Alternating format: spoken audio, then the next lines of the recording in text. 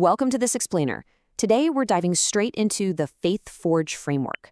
We're going to break down the really profound shift that happens when a person moves from just believing in God to actually prioritizing Him in their daily life. So let's get right into the psychology and the structure behind this kind of transformation.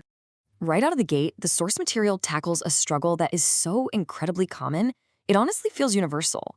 A lot of people love God, right? But they still find themselves totally overwhelmed, stuck, or even feeling kind of empty as they go about their day-to-day lives.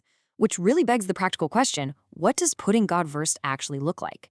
Not just in what you say on a Sunday, but in your actual decisions and reactions on a Tuesday. The Faith Forge framework draws a pretty sharp contrast here. On the left side, we have simple belief. That's loving God, but still being completely crushed by life's pressures. But on the right side, we have surrender. The text makes a really compelling argument that you can absolutely believe without fully surrendering. But it's that active surrender, choosing to put God above your own plans, your fleeting emotions, and your fears, that actually causes everything to shift. And that brings us to a really crucial redefinition. I mean, let's be real. The word surrender usually has a pretty negative connotation. It sounds like giving up or throwing in the towel. But the source completely flips that script. Surrender, in this context, is simply placing your life in the hands of the one who already sees the full picture. It's an active, intentional choice to trust an ultimate perspective instead of just relying on your own limited view. Okay, so that leads us to phase one, the internal shift, finding peace and clarity. Think about how you normally wake up. When God isn't prioritized, life immediately feels crowded. You know the drill. You grab your phone, check 50 urgent notifications before your feet even hit the floor. It's total chaos. But the framework points out that when you give God the very first moments of your day, your priorities basically organize themselves. Things that felt wildly urgent suddenly lose their grip, so the truly important stuff can rise to the top. You start moving with intentional purpose instead of just scattered pressure. And this internal shift directly changes how we handle stress. Look, anxiety thrives when you feel like every single outcome depends entirely on you. When you try to control, predict, and carry every burden, you're going to get overwhelmed fast. The alternative presented here is trust. It's making the daily decision to take what you literally cannot control and hand it over to God rather than white-knuckling it all in your own mind. Now, the source material emphasizes a very realistic truth here.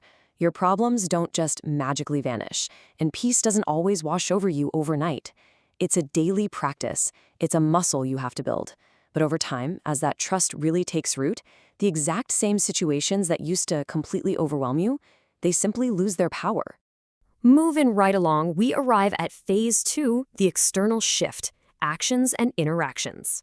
Without that foundational priority we just talked about, decisions are usually pretty impulsive. They're driven by pressure, a bad mood, or just straight-up FOMO.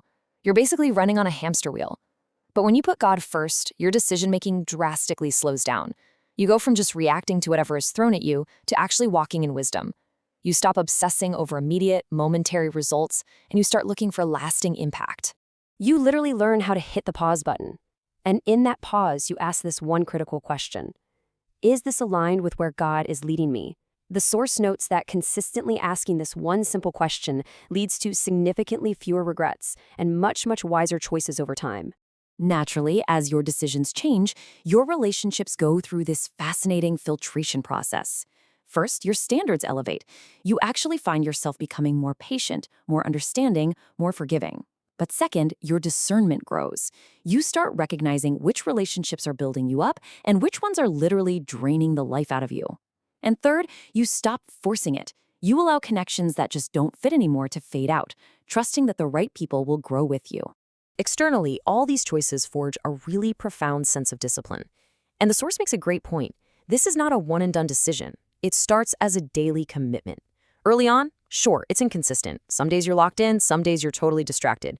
But as you keep choosing this path, it solidifies. You stop wasting so much energy, and the coolest part is how this spiritual discipline spills over into the rest of your life, your work, your mindset, your daily routines. You stop talking about wanting to change, and you actually start living it. All right. That brings us to the deepest level. Phase 3, the foundational shift, identity and perspective. Think about what you're building your identity on right now. If it's unstable stuff, other people's opinions, how well you're performing at work, getting likes on social media, your confidence is going to constantly fluctuate because those things are always changing. But the framework explains that when your identity is rooted in God, it is anchored to something totally unchanging. You stop constantly questioning your worth or chasing after approval, and it leaves you with this incredible, steady, quiet confidence. And because your identity is finally secure, your perspective on life's inevitable hardships radically expands. When you're looking through a limited lens, delays feel like ultimate failures, and pain just feels totally pointless. But with an expanded perspective, you actually start to trust that there is meaning behind the hard seasons. You realize that absolutely nothing is wasted, and that these tough challenges are actively forging you into something stronger. Now, this might literally be the most powerful pivot in the entire framework. Look at the shift in the fundamental question you ask when things get tough. Instead of playing the victim and asking, "Why is this happening to me?" you start asking, "What is God doing through this?" Just changing that one single question shifts you from seeing pointless problems to actually finding divine purpose. It's a real game changer. Let's pull this all together. The ultimate life alignment, summarizing the journey. To recap the source material, here are the 7 distinct shifts. Your priorities clear up. Anxiety loosens its grip.